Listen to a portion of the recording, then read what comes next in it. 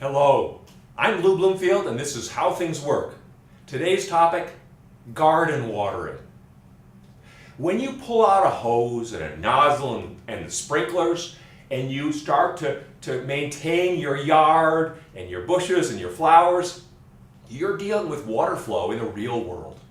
And the real world issues that I've been leaving behind or sweeping under the rug start to become important. Among those real world issues are water's viscosity. The fact that water doesn't flow perfectly past itself. It's got a syrupiness to it.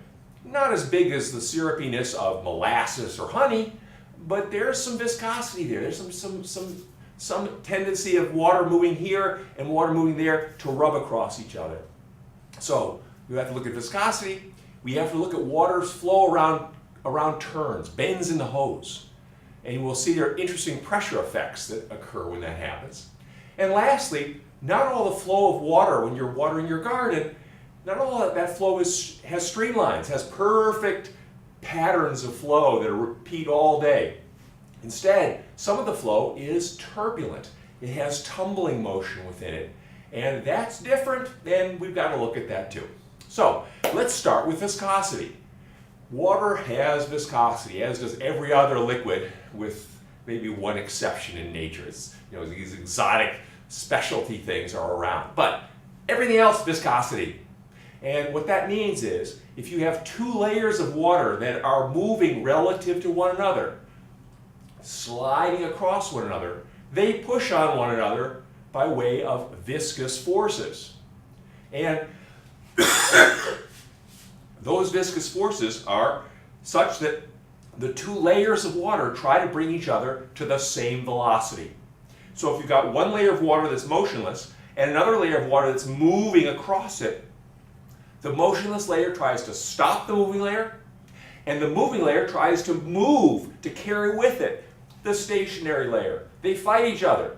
And the forces they exert on one another, of course, they come in Newton's third law of pairs, so this layer pushes on that layer and that layer pushes on this layer. The forces that they exert on one another do depend on velocity, on the relative velocity between the two layers.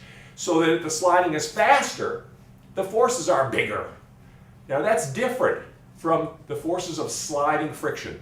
Remember, sliding friction, you drag something across another surface. They push on each other, but the forces between the two don't really depend much on whether you're going slowly across or fast across.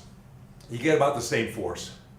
That's not true for viscous forces. They increase with relative velocity, get stronger, and about in proportion to the relative velocity. Okay, so you have this effect where the two layers of water in relative motion slide across one another. How does that affect water flow in a pipe? Well, in a pipe, the water doesn't travel as a cylinder of water moving all at the same velocity through the pipe right up to the walls of the pipe. That doesn't happen. Instead, the water rubs against the walls of the pipe, and that's in effect a conventional friction. It comes to a total stop on the surface of the pipes. It's in part a theoretical notion that last outermost layer of water that's in contact with a motionless pipe, a hard surface, that last layer of water, infinitely thin in a sense, doesn't move at all. So this cylinder of water that imagine the cylinder of water trying to go through a pipe, its outer layer is stopped. The very, very outermost layer, not moving at all. Well, that causes trouble for the rest of the cylinder of water. That's because one layer in from the outermost layer, just within the water, not quite on the walls of the pipe, that water is moving past a stationary layer. They're rubbing on each other. And they exert friction, viscous forces. And the layer just inside that layer I mentioned a moment ago is itself rubbing on the other layer. I guess I can number them. Outermost layer is layer 0. The next layer is layer 1, and then layer 2, and layer 3, and layer 4, and layer 5, and layers. They're all sliding across each other. It's like a deck of cards. You take the bottom card is motionless, the top one you move, and the whole layer of cards is sliding. Every card is sliding across other cards. So picture that going on in this water flow within a pipe. The layers are rubbing against each other all the way into the very center of the pipe. And what happens then is when you try to push the water through, which you do by way of a pressure imbalance, we'll work in the world of horizontal, get gravity out of the picture, just make life simple. When you have that horizontal portion of pipe, to get the water moving in it, you need a pressure imbalance. High pressure behind, low pressure in front, to push it forward, so there's an overall force, and the water begins to flow. Well, it doesn't all flow at the same speed. The fluid in the middle of the pipe goes faster than the fluid farther and farther out and closer to the walls. By the time it gets all the way to the walls, the water doesn't move at all. So you get a funny velocity gradient or velocity profile across the water in the pipe. The closer you get to the center of the pipe, the faster the water is moving. The farther you get from the center, and therefore the closer to the walls, the slower the water is moving. And what happens then is as you make the pipe bigger and bigger, the water at the center is freer and freer to move because it's farther and farther from the walls. So you get higher speed flow in bigger pipes than you do in little pipes, even for the same pressure gradient. And everything else being the same, bigger pipes let the water move faster in the center. And as a result, you get a strange, extreme behavior in the flow of water in pipes. And this is characterized by a law known as Poiseuille's law. The spelling for which is really tough. But anyway, Poiseuille's law observes that the flow of water in just a simple pipe going straight ahead of a certain length, first off, depends on the pressure difference between the two ends. More pressure difference, higher high behind, lower low in front, the faster you get water through, the more liters per second the pipe carries. And it's about proportional, that pressure difference. Double the pressure difference, you get about twice the water through. So this is a recognition that water can't coast in a pipe. It slows to a stop if you don't push because of viscous forces and because of the stationary layer at the walls. So the water can't coast. You have to keep pushing it forward, dragging it forward, and the harder you drag, by doubling the pressure, if you double the pressure imbalance, you double the flow. So that's the first observation of Poiseuille's law. Second observation of Poiseuille's law is that if you, I had to go look it up myself to remember the details here. So you get the pressure, you get the pressure, of course I didn't write it down. It's the pressure difference, the length, that was what I was looking for. The longer the pipe is, the less effective that pressure difference is. It's spread out more. So high pressure behind, low pressure in front. As the pipe gets longer, that pressure difference isn't so effective. It doesn't create the same pressure gradient. So as you double the length of the pipe, you pretty much halve the amount of water that goes through. So the amount of water that goes through a pipe is proportional to 1 over the length of the pipe, all else being equal. So we've got pressure imbalance, we've got the length of the pipe.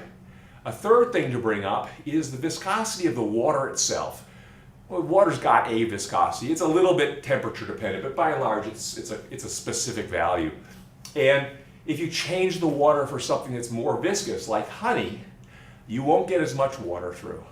And you can measure viscosity. It's a specific physical quantity that characterizes any liquid. And you can find the viscosity of water or oil or your favorite beverage or honey. And it turns out that the fluid flow through a hose, a uniform pipe, all else being equal, if you double the viscosity, you reduce the flow by a factor of 2. You get half the flow through. So the flow is roughly proportional to 1 divided by the viscosity of the fluid you're working with. And if it's water, well, of course we can't change that very much. Maybe some additives can vary it a little bit. But, okay, so that's 3 things now that can affect the flow of fluid through a pipe. How about the third thing that I have in mind is the diameter of the pipe, or equivalently the radius. Diameter is twice the radius. The radius of the pipe matters a lot. How much? Well, it turns out that if you double the diameter of the pipe, or radius of the pipe, you leave everything else the same. Same pressure difference, same length, same viscosity of fluid, just double the size of the pipe, the diameter or radius. You get 16 times as much fluid through it. Where'd that come from? 16? That is 2 to the 4th power. The fluid flow through a pipe, and so this is the surprise of Poiseuille's law. The fluid flow through a pipe, it depends on the diameter or radius to the 4th power. That's a lot of power. Where does that come from? Well, the first 2 powers of radius come from just the surface area, the area through which the water is flowing. If you double the diameter of a pipe, you increase the opening in that pipe by factor 4. The area of a circle is proportional to its radius or diameter squared. Okay, so that's the first 2 powers of diameter. The second 2 powers diameter come from the fact that as you make the pipe bigger, you get the water in the middle farther from the walls, and it can go a lot faster as a result. So that's the big effect. That's a big effect. That crank up the diameter of the water of the pipe, allow the water in the middle not to, in effect, rub on the walls, or interact less with the walls by way of all the layers between it and the walls. So the long and short of it is that pipes that are large in diameter carry a whole lot more water than pipes that are small in diameter, by a stunningly large increase. So small changes, for example, in the garden hose that you purchase, you go buy a garden hose, you can get them that diameter or that diameter. You just little teeny changes, a little bit bigger, carries a lot more water. All right, so that's Poiseuille's law, the flow of fluid through pipes by way of involving viscosity. All right.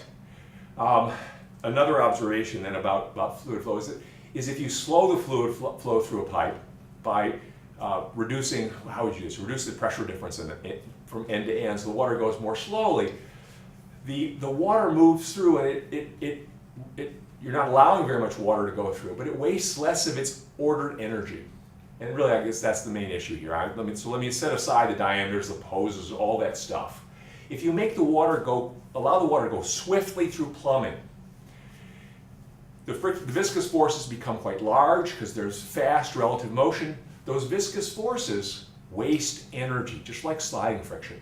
And so what the jargon, wasting energy, this is my jargon, what it really means is that you're taking ordered energy, the energy associated with doing work, the energy associated with pressure potential energy, gravitational potential energy, and kinetic energy. You're taking that energy and you're grinding it up into thermal energy, which you can't do much with anymore. So if you let water go swiftly through the plumbing, it wastes a lot of its ordered energy, the good stuff, to make the bad stuff, thermal energy. So slowing it down allows it to hang on to its energy. And this, for example, is responsible for the effect where if you take up water coming out of a hose, no nozzle, just pouring out, it comes out, it doesn't seem to have very much energy left in it. It came from the water company, chock full of energy per drop. They packed it full of energy. But when it comes out, it's not moving very fast, it's not very high, so it doesn't have much kinetic energy, doesn't have much gravitational energy, and it's out in the air where there's only atmospheric pressure, so it doesn't have much pressure potential energy. Where did the energy go? It's become thermal energy in all the plumbing coming to this point. If you can slow it down in the plumbing, it won't waste as much energy. So how do you do that? It won't waste as much energy per drop, I should say, too. Put your thumb over it. So if you stop the water flow, almost, the water goes very slowly through all the plumbing.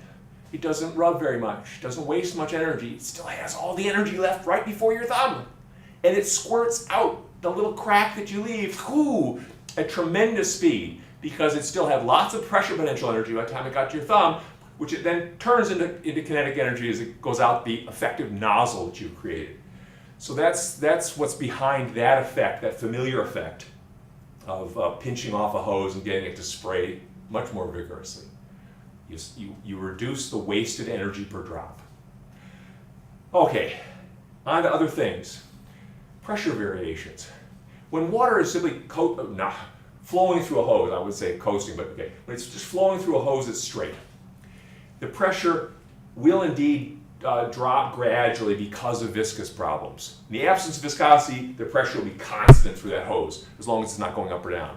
That probably sounded great. There's a microphone up there, and I smacked it. Okay, so as the water goes horizontally through the hose, in the absence of viscosity, it would maintain its full pressure the whole way. In the presence of viscosity, it gradually loses some of that pressure. But it's a pretty simple, the whole thing is pretty simple. The pressure just gradually diminishes, and then the water comes out the hose at the far end at lower pressure than it went in because of it's wasted some of its energy, its thermal energy. But if you put a bend in the hose, well, that now requires the water to turn. And the water that's right on the walls of the outer wall of the hose, as it goes around and turn, of course it can touch the wall, and the wall can push on it with pressure from the wall. So that you can sort of imagine the outermost layer of water bending because it's touching something. But the innermost layers of water, the layers of water that are sort of in the middle of the pipe or the hose, and that are going around a bend, they have to bend because the water around them pushes on them. They got nothing else to push. I mean, gravity is there, but in the world of horizontal, gravity is irrelevant. So really what's going on is the layers of water are pushing on one another and causing each of these middle layers to bend its path. Velocity is changing.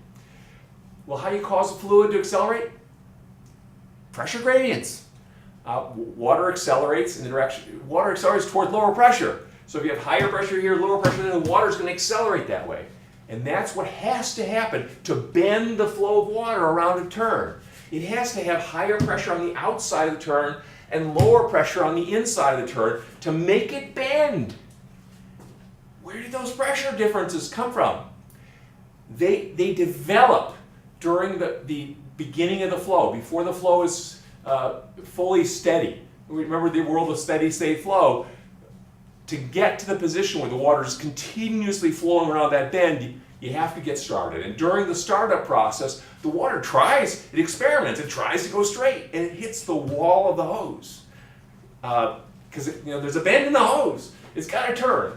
So it develops, because of that, in effect, that impact for the outside wall of the hose. It tries to go straight. It develops high pressure there. And it develops low pressure on the inside of the turn. And that pressure gradient settles down, becomes stable and stationary, and the water bends around the turn because of that difference in pressure across the flow. So just as a general observation, that when water bends, when the flow of a fluid in general bends, leave gravity out of it, it's bending because there is higher pressure on the outside of the turn and lower pressure on the inside of the turn. And those are real differences in pressure, and they're real changes in pressure. So the flow of the fluid, if the fluid moving along is at 50 units of pressure in general in the hose, the pressure on the outside of the turn is bigger than 50. Could be 55, could be 100. And the pressure on the inside of the turn is less than 50. Could be 45, it could be 20. It could be a very low pressure, actually. It can't go below zero, but it could be quite low. And so you get these pressure gradients that appear across fluids when they make bends, when they accelerate. So that will have interesting effects down the road. I mean, one of the effects that I guess I could mention here is that the whirligig sprinklers that spin spontaneously when you flow water through them, what pushes them around in the circle? Why do they start whirling? And that actually comes because as the water makes a bend to go into the arm of the whirligig, it develops high pressure on the outside of the turn, and that high pressure actually pushes hard on the wall of that bent hose, that bent pipe, and that's secretly that is responsible for pushing the whole whirligig around in a circle. All right, so the pressure changes that come with bends and flows. We'll see that showing up in more interesting flows down the road, like the flow of air around a ball or the flow of air around the wing of an airplane. But that's in our future. Last thing to talk about here, and that is the nature of the flow itself. the flow of water through a hose, normally it's pretty close to steady state flow once you've let everything, you turn on the faucet, you get everything set, you set the hose down, let the water spray out into the garden or whatever, and it pretty much reaches steady state flow, and life is simple as long as there are streamlines still present in the flow, which means, in effect, that the flow is each drop of water upstream is following the same path as previous drops that started at that point. So if you took a little ink dropper and dripped ink into that special spot just at the faucet maybe, where you're getting water from the water company, and watch it go through the hose all the way into the garden, every drop of ink follows the same path. Streamlines. You don't always have streamlines. Sometimes, if there's some object that got caught in the hose, some piece of junk that plugged up the hose last week and it's still in there and you're still getting water through, it can create what's known as turbulent flow. And in turbulent flow, the water does not follow streamlines. And instead, so if you want to picture turbulent, picture the water in white water, the water in a river that had been flowing beautifully and smoothly along, and then suddenly comes to a bunch of rocks, or cataracts, just tumbling around wildly. That's turbulent flow, and it's caused by the obstacles. As we'll see in a minute, and ultimately it's caused by inertia. But in this situation, you lose the streamlines. So go upstream in the river, where the water is smooth and lazy. You sit there dripping in your ink drops, and they keep following the same path. You watch those ink drops, and you put them every 1 foot.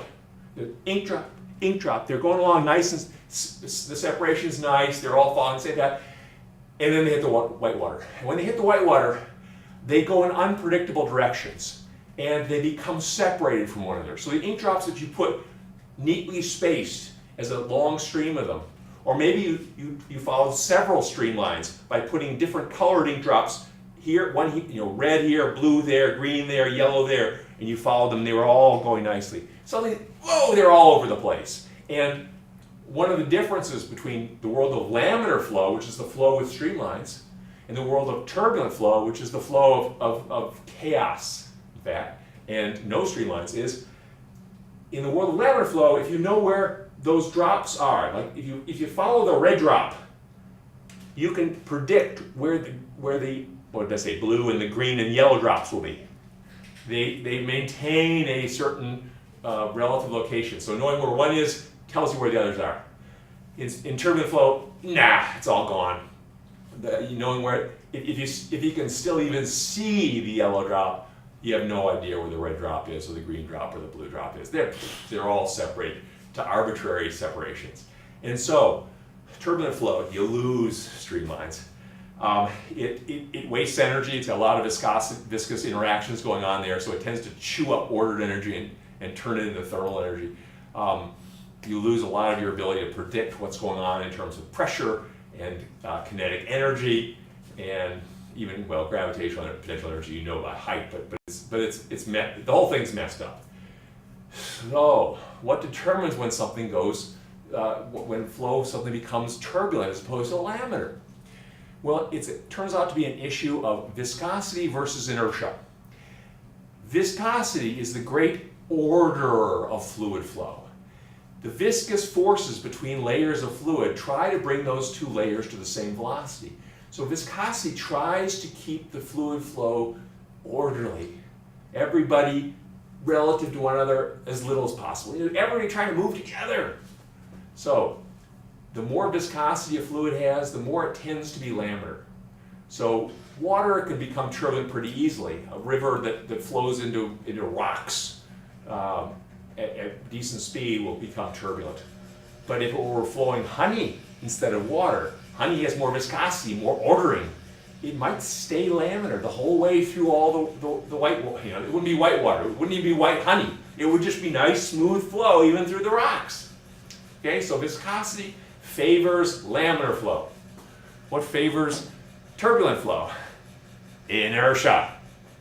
If you get Well, viscosity is trying to bring all the layers to the same velocity. Come on, guys, we'll all do it together. Inertia is like every man for himself, or every person or woman for himself. We're all going to do exactly what we want. So these layers, if this layer and that layer are traveling different velocities, who cares? We got inertia, we're going to just separate. Okay, so inertia favors turbulence. It rips apart the flow because every drop just does what it wants to do. Just powering through by way of its inertia. All right, so based on those two extreme observations, that tremendous viscosity gives you super favors laminar flow, and that tremendous inertia super favors, whatever the word super favors means, turbulent flow. And everything in between, like, so can you make any prediction about where you're going to be if you don't have horrendously huge viscosity or whomping inertial effects, big momentum per drop? Yeah, there's a number. It's actually just a number. And it's got a name. It's called the Reynolds number. And it was discovered, invented, created by Osborne Reynolds. And his observation was that if you take the ratio of things that favor inertia and divide it by things that favor viscosity, you get that ratio is basically as it gets bigger and inertia gets dominant, you get turbulence. And as that ratio gets smaller and viscosity dominates, you get laminar. So it's the ratio of things that favor turbulence divided by things that favor laminar. And what favors turbulence is inertia. It's density. That is how much mass there is per drop. Okay? That's density. It has to do with speed. How fast is stuff moving? How much momentum does every drop carry? So density, speed, and obstacle length, which is as the flow is trying to go around stuff. The bigger the stuff is, the harder it is for viscosity to keep it orderly. You know, it's trying to yell across a big gap. Hey guys, let's all go this way. Okay? So as the gap gets bigger, as the structure it's flowing around gets bigger, inertia begins to win. And so the ratio consists of density on the top, obstacle size on the top, and speed on the top, divided by viscosity, and that's it. And that comes out as a pure number, actually, which is kind of a surprise, ta-da, surprise. That relationship has no units. It's just a number. And as an observation in the natural systems is that flow situations that can be described by a Reynolds number that's large tend to be turbulent. And flow situations described by a Reynolds number that's small tend to be laminar. And where's the transition? It's somewhere around 2000. Where'd that come from? It just came. It's about there, somewhere around the 2000 range. If you go above 2000 as a Reynolds number, you tend to get turbulence. This means that the density is pretty high, the speed's pretty high, you go around big obstacles, and the viscosity is small and therefore just can't keep it together. And if the Reynolds number is below about 2000, or well below 2000, now you don't have a lot of density, you don't have a lot of speed, the obstacles are small, you're giving viscosity a chance, and viscosity might be pretty high, and then it keeps everything together. And so you get laminar flow. So it's just as a sort of rule of thumb, that if you see Reynolds numbers, if you can figure out what a Reynolds number is to describe a certain situation, if it's a huge number relative to 2000, you're going to be looking at turbulent flow. And if it's a small number relative to about 2000, you're going to be looking most probably at laminar flow. As a last thing to talk about before stopping with garden watering, most of the flow stuff I've talked about at this point has been essentially steady state, watching it continue and continue and continue. But sometimes you start and stop flows, of course. And when you start and stop flows, the transition involves giving the fluid momentum to get it going, and stopping it involves taking momentum out of it to get it stopped. It carries momentum. And there are interesting situations that happen when you stop a fluid flow abruptly. The one involving water is known as water hammer. If you get water moving in a pipe, which is easy to do, just open the faucet and let it reach steady state flow. Now it's moving. If you close that faucet abruptly, the water, which has lots of momentum, has to get rid of that momentum to stop. And the way it does that is by developing a pressure gradient that pushes it backwards to accelerate it to a stop. And that pressure gradient can become quite large if you try to stop the water very quickly. And it involves a very large pressure at the front end of the water. And that surge in pressure at the front end of the water can break things, or at least jiggle the pipes. And so water hammer occurs when you stop water abruptly and you hear the pipes jiggling as though they were hit by a hammer. They're hit by water, not a hammer, but it's not that different. And there are certain cases in which you can actually break the plumbing by doing this. So you have to be a little careful stopping a lot of flowing water very suddenly to avoid dealing with water hammer. And with that, I will stop talking about the fluid flows involved in garden watering.